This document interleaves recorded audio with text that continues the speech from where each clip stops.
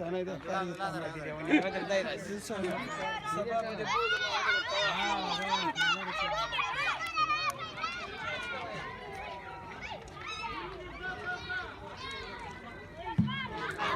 عید آ گیا، دروازہ بند ہے، میں عید کس کا ساتھ کروں؟ میں نے تو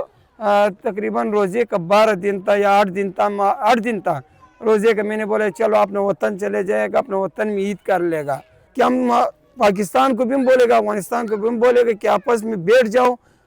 صلح کرو، باتیں کر لو کہ مثلا یہ راستہ کھولو۔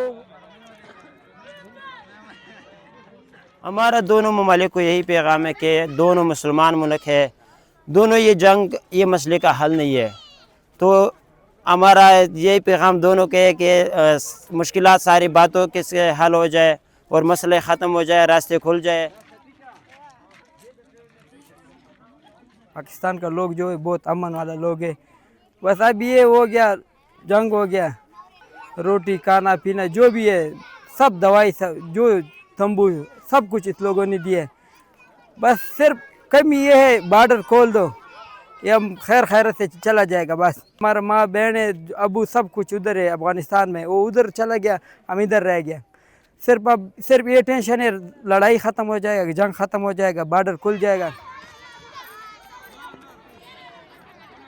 جب سے یہ ہمارے افغان مہاجرین جو ہے نا ادھر آ رہے اور راستے میں کوئی رکاوٹ پیش آتی ہے تو ہم ان کا جو ہے نا الحمدللہ